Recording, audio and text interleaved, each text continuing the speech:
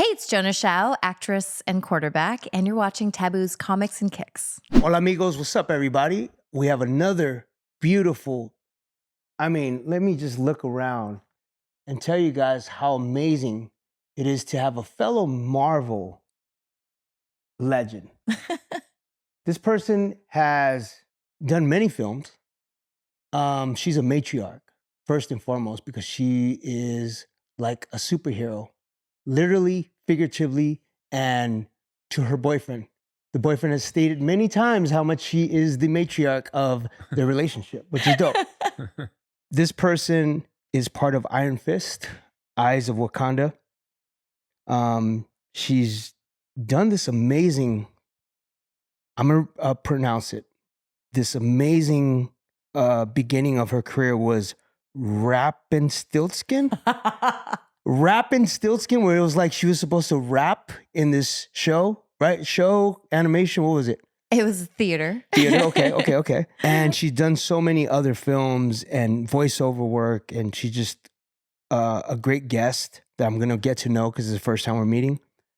But she had me at She Unit quarterback. She Unit quarterback. Ladies and gentlemen, this is a women's football, flag football league, and she's the QB. She sets the tone, sets the passes. She is dictating what's happening on the field. Ladies and gentlemen, make some noise for my special guest, Jona Xiao. Thank you so much, Taboo. Wow. Yes, finally. Finally, it's an honor to have you on the show. Thank you so much for having me. I'm excited to be here. I know it's cool to see you because, you know, we've had a couple women on the show and they're all matriarchs, by the way. Tia Carrera. Yes. We had Mela Lee, who does a lot of voiceover work. And now we have you. And again, ladies and gentlemen, she's part of the Marvel world. She just did this amazing, she contributed to the Wakanda franchise. Your character's dope, by the way. Iron Fist. Yes. So amazing. I am so honored to get to play like the first ever female Iron Fist in the MCU. So yeah, it's this big responsibility, but I am really happy with the fan response. And in general, people like this version of Jirani. You know what I like about her? I saw her, she posted about the initial text about when it happened. When you got the call, yes. Right? And you weren't able to talk about it at the time, right? But the initial reaction and your geek mode went into ultimate, like, you know, I just saw that giddiness and that cool hard work that you have been putting in thank you so throughout much. the years. And then to finally receive that you got this dream role. Talk about that feeling. Yeah, so it's a little embarrassing, but I didn't know that I booked Iron Fist until I opened the script after booking it. Yeah. And I was like, oh, she's a dope martial artist. She's vulnerable. She's powerful. And then at one point, she says, I am Iron Fist with like 3 exclamation points. I'm like, oh, shit. Yeah. And you had known about Iron Fist before that, right? I had heard about Iron Fist, but I had no idea that that's who I was playing. That's dope. And yeah, I freaked out a little bit. Yeah. I mean, was a bro, moment. Like, just think about that. You are part of the MCU. You're part of Wakanda. And they're changing your character from a male to a female matriarch. So now you're switching the whole freaking perspective of what Iron Fist is to the world. And you did it great. Thank you so much. What was that process like, obtaining the role? Like, how does that work? Yeah, so a fun fact, Iron Fist is a mantle, so it gets passed down. And different people have had this mantle over time. And for me, I personally channeled a little bit of Mulan That's dope. into both the audition and in playing the role. And so Mulan was always a character that like was super inspiring to me. And so I feel like that helped me book the role. What's the audition like for a character like this? Yeah. So first, I got the audition through my agent, and it was a voiceover audition. And I was like, cool, like badass female. I've played plenty of these in live action and animation. So I was like, okay, all right. And then I did a callback with the casting directors and still didn't know what it was for. They called it like Golden City because Marvel likes They're their very hush-hush with yeah, that. their NDAs and their hush-hush. And so that actually went really well. I got a lot of different direction, like, okay, let's try this, let's try this. And I love that Durrani is someone who's both really strong and vulnerable. She has a love interest. She feels both betrayed and in love. And there's, I think we can hold multiple realities and perspectives. And so often we're like, oh, it's this or that. It's like, no, it's this and that. And I love that about her. That's cool. I love that the approach to that, because I also know that you were part of Raya Yes. with Carlos, the director. Oh my gosh. Big shout out to is Carlos. so talented. Love Carlos, by the way. Mm-hmm. He is definitely a great leader and director when it comes to, and it's all like animation, but just being the person to take direction from and knowing how to bring out the best of that. Talk about that too. Raya was big. It was a I don't know if you saw that. Raya. I have not. Yeah. That was, what year was that? Oh, it came out during the pandemic. Yes. And it was like 500 of us working remotely on this project during the pandemic. Wow. We were Oscar nominated, which is amazing. Yes. Congrats. And I had a really unique part in that process because I played Raya for the first like 7 to 8 internal versions of the film. It's called a process called Scratch. So while the animation's being done, I was working really closely with the creative team and got to see the story across like 7 versions. And then my dream was just to be part of the project in any way. So I was really happy that I got offered the role of young Namari. So the young version of the antagonist. I mean, anytime you could be part of the Disney world. I mean, I started as a cast member in 1994, custodial at Disneyland. That's amazing. That was my first job out of high school. Wow. So during the day, I was working at Disneyland, and then at night, I was pursuing my dreams with my group, the Black Eyed Peas. Yes. 1995. Wow. And now you write for Marvel. And now we write for Marvel. 360. It's amazing. So, but I've always been a fan. I've always been straight geek mode when I saw the toys at that time period, and then seeing the Raya toys at Disneyland, and seeing, what was it like seeing your toy for the first time, your action figure? Yeah, I actually was given the young Namari toy, and it's in the corner of my office. That's dope. Yeah, I was like, I'm holding myself. Yeah, it's a bit surreal. It is, right? And I just love like how much there's more and more Asian representation in film and TV. And I love that growing up. Well, I didn't love this growing up. Growing up, there just wasn't a lot of superheroes or lead roles that were 3-dimensional that looked like people like myself. And I'm actually really happy that now it's not that rare. You know, I'm one of many. That's dope. And so I love that. Shout out to Ernie Reyes, who was just here, Filipino brother who set the tone at a young age as a martial artist. He was inspired by the great teacher, Bruce Lee. And there was many times when for me as a Native American Mexican kid, I always looked to Bruce Lee as like, I want to do the same thing for my communities and be that action figure. And even though I wasn't like an action star per se, I felt like I was kind of a superhero as a breaker or a b-boy and dancing and bringing that light and that energy and that spirited warrior. That's where Nawasha comes from. I'm Taboo Nawasha. Nawasha means spirited warrior.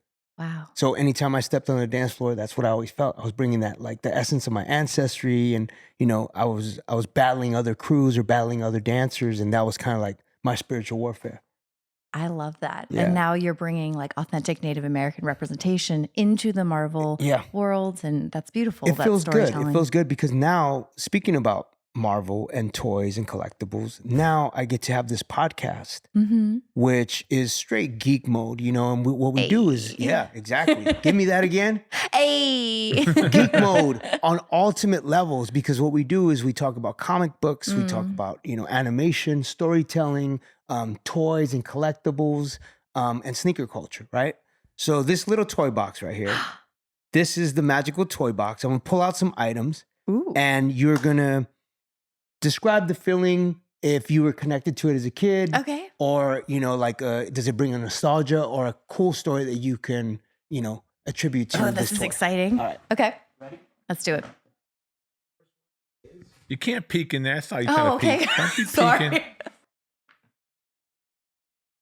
Totally. My Little Pony. Yes. Oh, wow. There was a song related to this, My right? Little Pony, My Little Pony. Yeah, it was a jingle for sure. I remember the song. I love this, I love the rainbow Okay. for sure. Yeah. As someone who's queer, I spot rainbows everywhere. Okay. So it says totally rad. Yeah. I was not cool enough to use this phrase, but Rad? maybe rad. Yeah. But maybe I should start. So that's what that represents for you? Yeah, I think For so. me, it represents the jingle, the 80s, the nostalgia of seeing the commercial Mm. and knowing that, like, you know, there was something for my sister. My sister had something that she gravitated to. I was the Aw. He-Man wrestler, G.I. Joe, and then my sister had the My Little Pony. Okay, so moving on from Okay. My Little Pony. Yes. Oh, at first I was like, I don't know what that is. Okay, so I loved Kinects and Legos. Yes. So I really enjoyed like building things and this idea of like, it's just pieces, but how the pieces fit together and what you can build.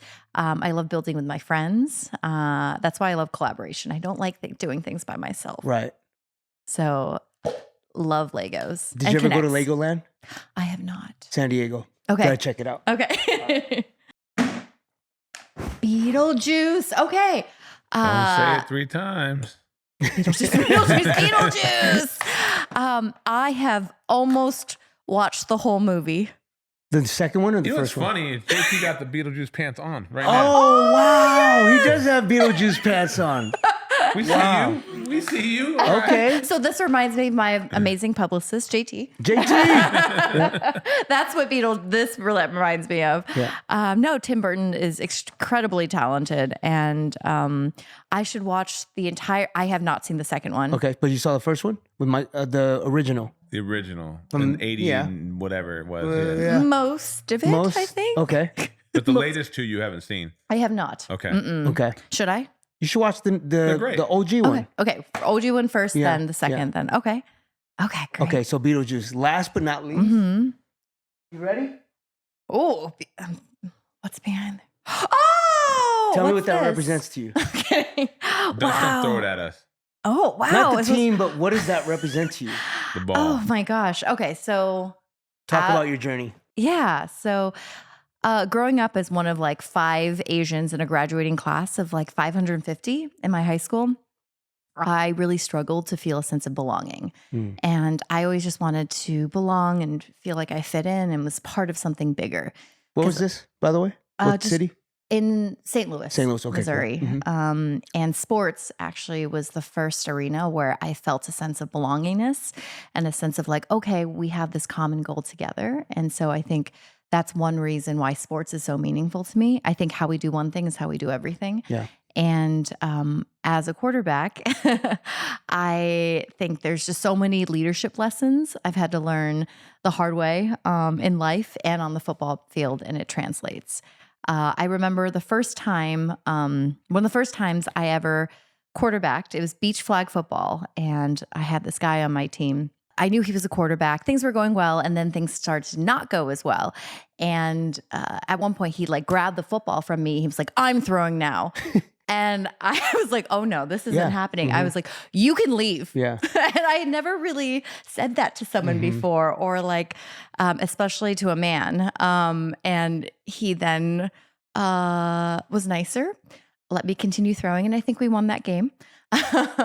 But it's been like a journey in terms of, I guess for me, that Mulan story was still something that inspired me. I was like, okay, like in a different type of way, like Mulan leading men in like a battlefield, which is very male dominated. And then me leading both men and women on a football field. That was something that I took very seriously. So yeah, this So has been from that point when you played football Mhm. on the beach, did you love the game as far as like watching NFL? Did you get into any teams or if so, top 5 favorite quarterbacks? Ooh, Russell Wilson's my favorite. Okay. That's why I picked number 3, because he's not the fastest. He doesn't have the biggest arm. He's not the like best athlete in the league, but I've always felt like he's a wonderful leader and he's very aligned with his values. And I respect him so Shout much out for to that. Sierra. CC. Yes. Shout out to Sierra. I love Sierra, bro. She's dope. Yeah. So I just love the 1-2 punch Sierra and Russell Wilson. Yes, they're an amazing Yeah, couple. they're dope. And I love that they just do them. They don't believe in just following the Mhm. conventional, what you Yeah. should do. And I respect that. Russell Wilson, Seahawks, Steelers, or It's got to be Broncos? just the Seahawks. Seahawks. Have you seen post Seahawks? I know. That's why I was asking. That's the question I'm asking. All right. So Russell Wilson, number one.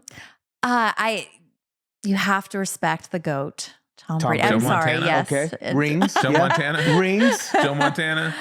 Joe Montana's great too. That's the real GOAT. Mahomes. Mahomes. I Okay. feel like I'm being real basic in my responses right now, but No, it's good. It's good. I actually I'd only watched maybe 3 full NFL games before ever quarterbacking. I've always been someone that loves to do. I don't love watching.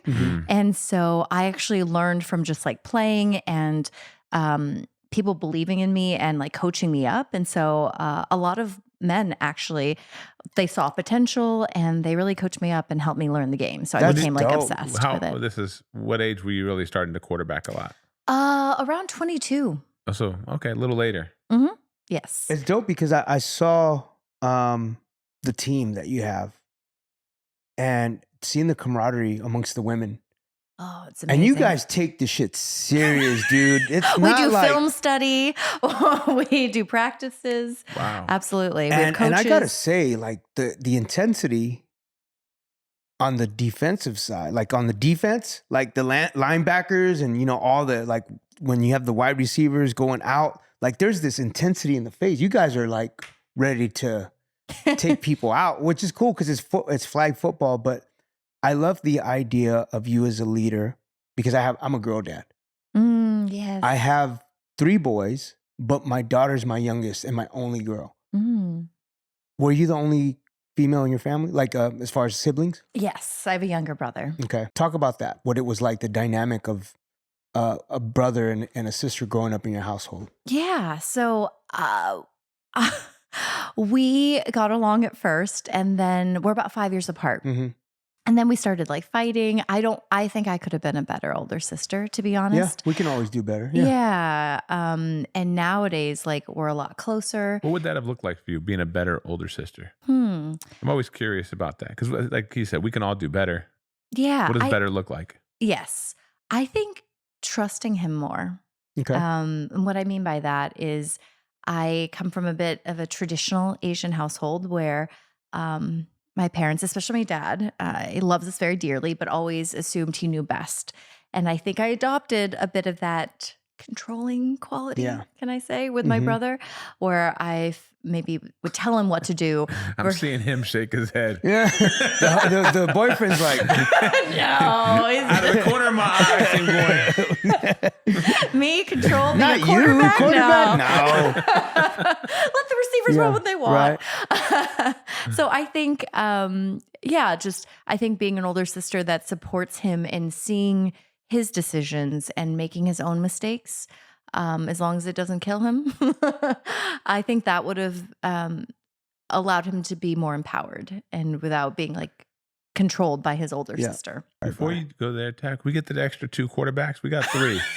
We still need 2 more. She said Montana. No. Tom I Brady. said Montana. She said Mahomes, Brady, and Russell Wilson. Oh, I thought Montana was part of that. Oh, I was equation. like, Oh, we could maybe. throw I don't know. Montana I in brought there. it up, so I thought it was just, I was. Joe Burrow. Okay. Great That's quarterback. 5. I like Joe. He's cool. Okay. He's We got to actually get an honorable mention for Diana Flores. Oh, yeah. Sorry. I'm so sorry. Vanita Crouch, Deanna Flores. I played with and against these legendary female quarterbacks for years. Fun fact, Deanna and I lost a $200,000 championship game to Vanita a few years ago. And Deanna and I were rooming together. It was a sad loss, but I think we both learned and grew from it. Yeah. And I'm really proud of Do you have to any see where she's at. aspirations to do the Olympics? I have been on the Team USA prelim roster as a quarterback. So if that's in the cards, amazing. So we'll see. That's dope. Because, then 28 Olympics. I know. Well, we flag In football. LA. you know what? I have a bitter sweet about that. Okay. I'm a b-boy breaker. Yeah. And unfortunately, we got our breaking taken away from us in the Olympics because of the whole debacle with the whole situation. Yeah. You know, okay, it happened. But I know that they have flag football now, which is cool, great, because I see you here and I'm like, okay, cool, that's dope. But something inside me wishes that we can have another chance to showcase our female breakers and our male breakers. Yes, hopefully in the future, maybe they'll bring it back. That'd be amazing because there's enough space. There's enough space for all of us to rock. So let's continue the leadership thing. 5 female leaders, and it could be superheroes. It could be someone in your life. It could be, you know, I don't know, like Michelle Obama or somebody like that, right? Where it's like, oh, that's a Beyonce. I don't know, whatever your 5 female leaders are. I would say Lucy Liu is up there. She's awesome. She's amazing. She's dope. Lucy Liu, 1. I mentioned Mulan earlier. Yes, so that's I a good one. Throw Mulan in there. Mulan's great. AOC. My mom. Love that. I think she is such an amazing embodiment of both like strength and vulnerability. Like she's not had the easiest life, and she prioritizes family, her values. Fun fact, she's Mormon. Wow. Okay. She got converted on an Uber ride from Ontario Airport to LAX. Yeah. Wow, that's an interesting story. Ontario, Canada, or Ontario? No, Ontario, like an hour and a half from LAX, Ontario. That must have been an interesting ride. Uber ride? Yes, on an Uber ride. She's got out. It sounds good. I'm Mormon. And I just appreciate that she can disagree. Like I came out to her, and it was a little scary because for her, she believes love is between a man and a woman. Yeah. And I told her I'm pansexual and what that means, and that like I'm also interested in women. And she was like, well, you can be friends with women. And I was like, I can also date women. And she's like, oh. And I appreciate that we can have different, very different opinions, but we can have respectful discourse. And she listens to my perspective. I listen to hers. And I really admire that about her. That's dope. If we could just have more of that in society, it'd be a better place. Absolutely. I personally think there's way too much us versus them in the world. And I think that we are a lot more similar than we are different as people. Big facts. Yeah. So that's 4. And, you know, maybe because she's like top of mind based on our conversation, Deanna Flores. She's someone who came from like very humble beginnings. And just put in an incredible amount of work to be who she is. And I was just texting with her the other day and congratulating her. And like, I've seen like the hard work she puts in, and she, despite the rising fame, she stays true to who she is. So nice. And she's kind to everyone. And I think the world needs more kindness and the understanding that we've all been through shit. Yeah, of course. And if someone isn't treating you nice, it's a reflection of their day. It's a reflection of the hard life they've had. And yeah. Her journey as a QB has inspired me. And I want to say it here, ladies and gentlemen, since this is Taboo's Comics and Kicks. I love the game of baseball. As a young kid, I was an all-star. I played third base. I love playing baseball. I even played baseball with the Black Eyed Peas on the road. So cool. So I've been watching this league called Banana Ball.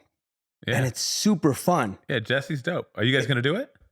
I want to do it. Oh, I can connect you with it. I want to do it. Have you seen it? No, I want to. Banana Ball? It's the most... It's a great story. It's a great story. Okay, so first of all, it's baseball. Okay. But it's like a circus of baseball. Like people are catching the ball. Do you know the Harlem Globetrotters? Yeah. Yes. It's like the Harlem Globetrotters for baseball. baseball. Yeah, and it's fun, and it's like the stands are full, and they're dancing, and there's Are music. any bananas actually involved? I mean, maybe. I don't know. Maybe behind the scenes, but they all wear yellow. So, and they're called the Savannah Bananas. So the guy, well, they have different teams. Like the Party Rockers played yesterday against the Side Saddles. Oh shit! Wait, what's your specialty in Banana Ball? Like, what do you? Probably dancing. Because everybody has like a Amazing. thing. Some dudes do flips. Okay. They Some dudes choreograph everything in Some the dudes, thing. yeah, some dudes are really dope dancers when they. Oh, when I'm they, going to YouTube And this they'll always have like today. an artist come out. Yes. Like 50 Cent just did he Yes, came out and was doing a exactly. rap, and they have choreography dancing around 50 Yeah. Cent in Houston. So basically, it's Yeah. like if the pitcher's like doing really well and he pitches and he strikes somebody out, he'll do like a dance and he'll be like, bah, bah, bah. But it's like him showing out, right?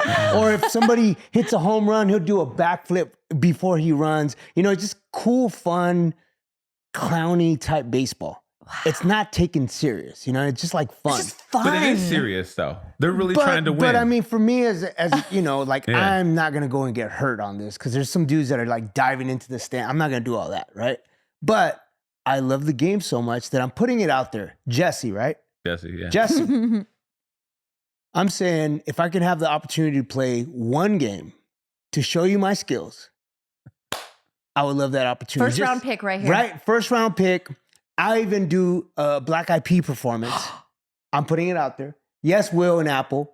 I want to play baseball for Banana League. He's dragging them into it. I'm putting it out there. Disclaimer, ladies and gentlemen, because your love for football and being a quarterback, like it lets you know, like, yeah, my day job is dope. I'm an actress. I do, voiceover work, but I love the game of football. Mm-hmm. I'm passionate about it. Yes. And I learned how to be a leader on the field. I want to do the same thing with baseball. I always tell B that. I'm like, B, I want to do a celebrity baseball game. We're talking about it. We'll do it. Yeah, we'll do it. We're talking about it. Yeah.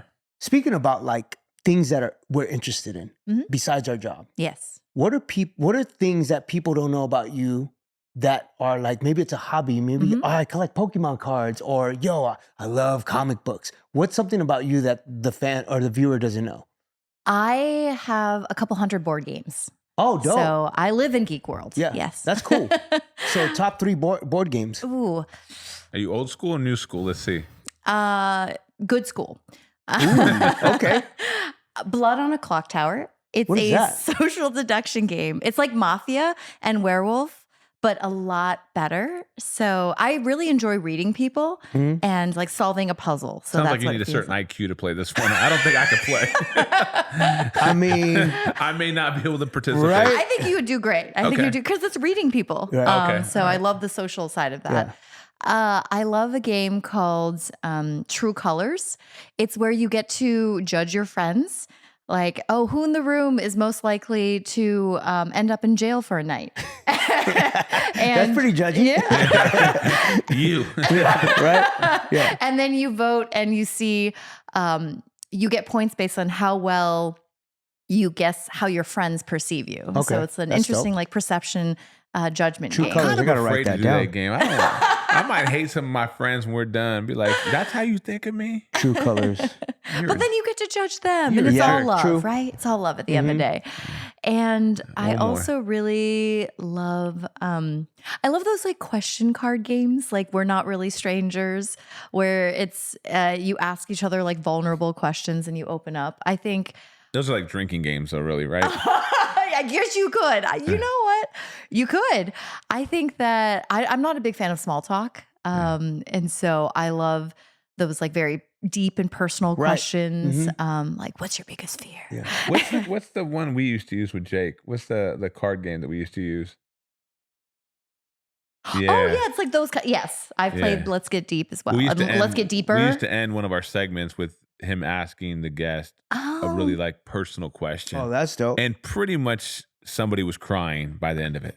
Oh, wow. That's a little too because deep. it really strikes a nerve of like just Yeah. a moment in your Yeah, yeah. childhood or your life, or maybe like a roadblock you faced. It really brings back a tough emotion. Okay, those Yeah. 3 games are pretty therapy type games. Those are like we a get a Monopoly in therapist. there? I'm like, okay, you're reading people, and let's talk about, give me 3 board games that are pretty traditional. You know what I mean? Let's run it back. Let's bring that back a little Okay. bit. Like, How about Heads Up? Heads Phone Up is game? good. Okay. Yeah, that's a good one. Okay, we Yeah, can do that's a good Heads one. Up. Heads Up. I love guessing games like that.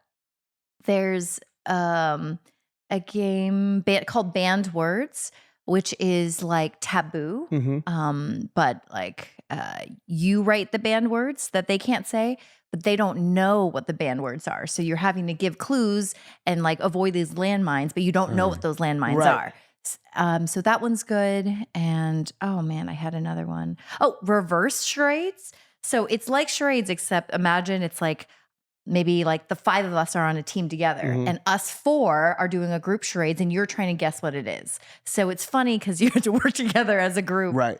You're delegating what each person has to do, or well, you just have to, the 4 of us just work together and we just got to perform for you and you have to figure it out. So for instance, That's For all her games, you need like a good night's rest. Because your brain got to be on. you got to be on. Yeah. Like, it's not like, I'm thinking Monopoly or like Shoots and Ladders. I was thinking Uno. I really like Uno. Okay, so the fact that you all like crappier games, you will love these better games. There it is. You know? Uno is just like, because we play Uno on the road. Have you played the sequel? What's the sequel? Dose. Oh, I have not. Is that a real thing? Or Yes. are you just being funny? No, That's it's a kinda real cool. thing. It's a real thing. Now I got to look into that. Dose. Mhm. And what's the difference between Uno and Dos? 1 and 2. I know, but what? 1 and 2, I guess. Uno I is feel like 1. it's a joke and I'm not in it right now. I know. It's Spanish. Yeah. It's the Uno Spanish and version. Dos. Uno, dos. I'm still confused, but it's all good. Is it a fucking real game or not? I don't know. It is a real game. Google it. I'm still stuck on Uno, bro. You can graduate to Dose I know. next. Yeah, I should. Yes. Yeah. So I So love try this. Dose if you like Uno. Yeah, I love this banter of like nostalgia, but also geek mode. And Yes. that's what I think I want the viewers to take away is the fun of not shying away from loving board games, loving toys, Yes. collectibles, superhero movies or animation. What's been the most challenging thing in your career that you've come across? Like what was the moment where you're like, damn, this either it made you think twice about your career or it made you want to do it even more? Like, was there a Yeah. role? Was there an audition? Was there something that was like an obstacle that was in front of you that you felt like, man, or maybe family? Yeah. Oh man. Different types of obstacles over time for sure. I think for me, my lifetime journey with feeling enoughness, good enough, talented enough, pretty enough, interesting enough. Right. So I think that's been like the internal battle. I think the hardest challenges we ever face are like the internal ones. We Yeah. are our greatest enemies and our greatest superheroes at the same time. I love that. And I think I spent so much of my life wanting to fix myself because I felt broken. I dealt with multiple addictions, Like food, what? poker. I was a really bad poker addict. I love games. With your style of games, we make sense.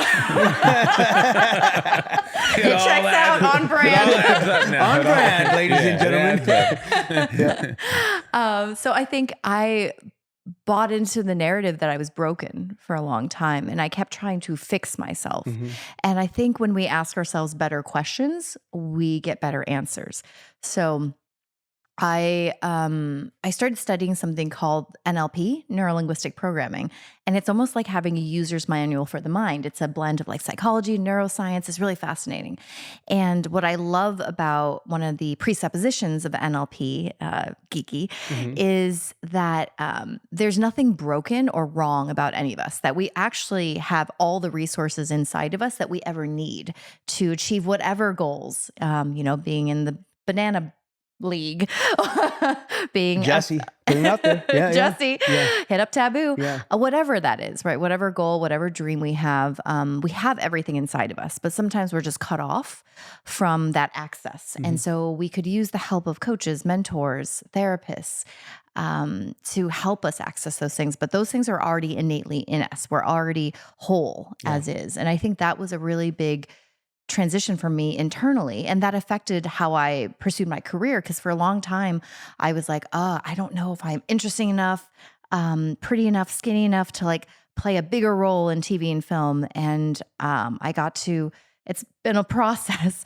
but let a lot of those like narratives go. Well, I'm proud of you. I'm proud of you Thank for you. like not allowing that to dictate you as a artist, as an entertainer, as a performer. Because yeah, it's sad that Hollywood does create these horrible guidelines of like, you got to be this version of yada yada yada, and so Yes. like we are creatures of your worst enemy is your enemy, right? So you're just kind I've of never heard of that. Enemy. yeah, Oh, I like because you're that. always battling yourself. Mm-hmm. Absolutely. So my thing was, I had a kid at 17, and I'm not in any way, ladies and gentlemen, condoning teen pregnancy. This is just my testimony, my story. Mhm. As I had a kid in high school, and I wanted to pursue music, and a lot of times I was told no. Like, you're a dad. How are you gonna choose a career? You got to get a job. And it was from people that were close to me.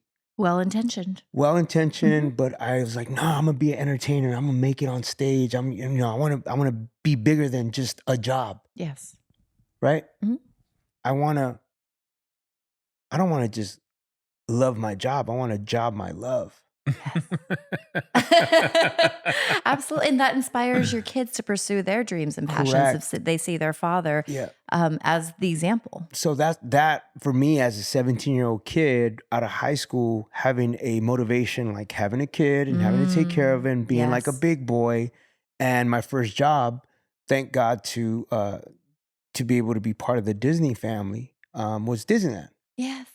They taught me corporate structure. They taught me what it's like to be prompt, to be punctual, although I was 4 minutes late today. That wasn't the Disney side. 4 or 5 minutes change. Did you get free churros, by the way? I did. Yeah. I did. And I used to be able to bring one person in with my pass. Of the free churro thing.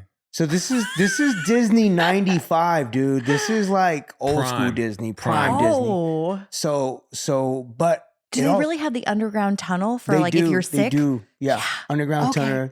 The parking lot was a big parking lot. There was no California Disney at the time. Oh, it was just one Disneyland. Yeah, you could park like right next to the that taught me how to not give up on my dream, because I had a job that was facilitating gas money, studio time, being able to pay for my meal. Yeah. And then at night I was dreaming with Will.i.am and Apple that we were going to be on this big stage. And that was our dream. I love that. And we need people like that. And that's why I asked you the question, was there ever a moment that you felt like, dang, I don't know if this is for me? So I'm glad that you answered it.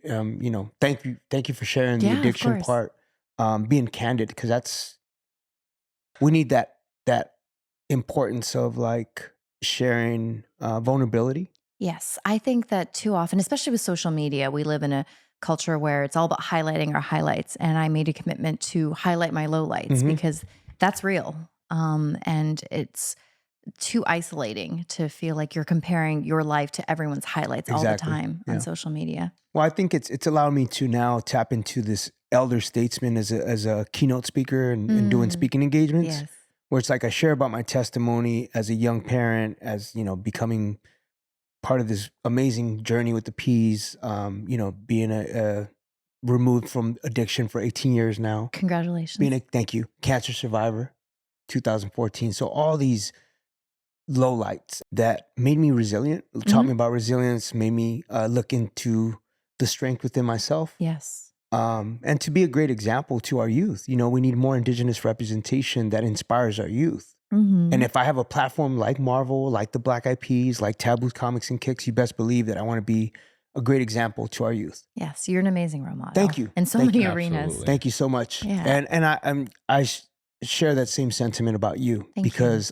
again, to have a freaking quarterback on my show that is killing the game, not only just on the acting tip, but also on the football field as a leader. Let's talk about what it's like to be a role model to young girls for the stuff that you've done. Yeah. So I was recently at a flag football tournament, and there's these two twin Japanese women, girls, who are on the U15 national team. And it was awesome that they came up to me. They'd been following, That's dope. like my journey as a quarterback and as a Asian quarterback for a few years. And I was so excited to meet them. And I was like, oh my gosh, your arm is amazing. And then her twin sisters, like her top receiver. And I love seeing that. And I'm really excited about like the growth of the girls and women's side of like flag football, for instance. It's funny that you get excited. I got excited. My phone. I got so excited. I shared a moment too on Saturday I went to Nordstrom's with my son because he's doing Hoko. And I'm walking into the suit section in Nordstrom's because he needs a suit. He's like, Dad, I want this certain color. And the worker, she's working behind the desk at the cashier. And she's like, hey, I just saw you. So I'm thinking like, oh, Black Eyed Peas. She's like, no, I just saw you on your podcast. Oh, wow. The giddiness, oh shit. Bro, the giddiness that I felt for a podcast, I was like, yo, I made it. Yeah. A lady that does not look like she's hip hop, first of all. She's not like a Black Eyed Peas fan per se. She was like an older woman. Yeah. And she was like, how are her kicks? I didn't even look at her kick. She was behind the thing. But she said, I'm from Hawaii. And I love that you had Joe Coy on there. Oh, because Joe Coy is big in Hawaii. Right. But she's like, I love your podcast. And I love the guests you have on your podcast. That's great. So I just felt that whatever that moment you were with the Japanese twins and you geeked out over them as much as they geeked out over you. Definitely. It just goes to show the work that we put in different disciplines, in different fields, pays off with those moments where people are naturally and organically gravitating to you and thankful for bringing entertainment or perspective or views. So I just want to say thank you to that lady at Nordstrom's. I gotta take this time. 1578. You were amazing. I gotta take this time to say thank you to those that tuned in to Taboo's Comics and Kicks. I know we're running out of time because I'm actually daddy duty today. Oh. Yeah. 4 kids. So I have a 33-year-old that, remember I told you I had a teenage son who's not a kid anymore. Then I have a 16-year-old son, junior in high school. Then I have my 14-year-old freshman in high school. And then my daughter, girl dad, Jet. We're actually doing voiceover work together on Dora. Oh my gosh, that sounds super dope, dude. It's like the next level of like father and daughter connection. That's amazing. How much does she enjoy it? She loves, because we do it together. Yes. But she love it because it's with you guys together? She actually loves it? I mean, she loves it because it's time with us. What's your favorite thing about being a father? The growing pains. Oh. Driving. Learning how to take my son Rose Bowl to then getting Viva to give him 10 hours behind the wheel. Oh, getting him a suit. Getting him a suit. To my son Journey, yo, you didn't make the basketball team. You got to do the managerial thing for the team. Jern, did you talk to the coach? Not yet, Dad. I'm going to hit you up when I get to school. All right, Jern. Yo, Journey, we got the All-Star game this year in LA. We got to go. All right, Dad, we got, Jet, we got this Nickelodeon thing. Or Jet, I got to take you to your tutor, Katya. Did you bring the math problems that you guys can work on? So like those things, right? So with my older son, it was different because I wasn't prepared, dude. I was a little kid having a kid. You were 17. 17. So unfortunately, that part of my parenting wasn't as stable and consistent because I was always gone. Sure. It was the prime time of Black Eyed Peas. And so a lot of it was a little bit disconnected. To now, in turn, salute to my wife, Jamie, for being a great partner in life, learning together how to be parents, how to be, a family and a unit. But to answer your question, those are the things that I value because it's not monetary. Although the suit I did have to pay for, but it's okay. Did you get a discount because she knew you? Huh? Did she give you a discount because she knew your podcast? She's like, well, you guys are so new, not yet, until you get 1 million subscribers. So please subscribe. You're a few So there you short. go. We need 1 million subscribers to get a discount, ladies and gentlemen. Let's get his son a discount on the suit. Please. 1 million subs. Right, 1 million subs. Is there a role that you've seen in the past that you would have loved to have had? Classic. Oh, so many. Growing up, I loved Xena Warrior Princess. Ooh, He-Man and Xena. So I would love her chakram. Yeah. Playing Mulan would have been dope. Oh man. I was just watching Blue Eye Samurai last night with my partner, and like that lead role, it's like really badass character. It was very layered. as someone who's just trying to fit in and find her place in the world, which I can definitely relate to. So those are just some. You know who I see you working with? Who? Michelle Yeoh. That would be a The dream. GOAT. Oh my gosh. Crouching Tiger and Mhm. Hidden Dragon? That is a classic. Yes. My dad snuck us into that movie. Dude, that as a movie's kid. classic. Oh, we loved it. Shout out to all the martial artists, you know, and I know that your partner's a martial artist, and we just had Ernie Reyes. Are you partaking in any disciplines or like studying or practicing any martial arts? I've done a mix of Taekwondo, Eskrima, which is Filipino style, yeah. stick fighting. I've done a little bit of martial arts tricking, a little bit of judo. So I've dabbled in a number of Ronda disciplines. Rousey? Before. Yeah. Before A little bit of broken jaw. boxing, a tad bit of boxing. But I am actually going to get back into judo, it. right? That's dope. Ronda was judo. Yeah, Ronda Rousey was judo. Yeah. I mean, she was killing in the UFC for a while. Was tearing apart the division. Everybody has their moment where they can't do it at that level anymore. Yeah. I mean, and shout out to Amanda Nunez came in and yes. well, Holly Holm first and then Nunez shout came out in. to all the females that have been putting it down, you know, just badasses. Just the work and the discipline and the, you know, the fact that you have to fight your way through this male driven discipline, whether we're talking about football or, you know, martial arts. So I always like that because, like I said, I want my daughter to be inspired by heroes like yourself. Thank you. Who are leading the way, being respectful, mindful that there are little girls watching you and learning from you. And I think that's the best example of like being a father, that I can show those examples. Oh. The Sabrinas of the world on the basketball tip. You know, there's a lot of dope females. There's a ton. So Gigi Bryant, rest in peace. She was going to be the next, you know, and seeing what she did in basketball. There's so many. You got Juju Watkins over here at USC tearing it up. You've got so many. Asia Wilson, who's just by far the best player in the league. Sure. We talk about her often, but she's the best. But I want to leave it at this because I got to do this thing. I want to say thank you for your time. Thank you. Thank you for your energy, your leadership, your advocacy for your Asian community, which is awesome.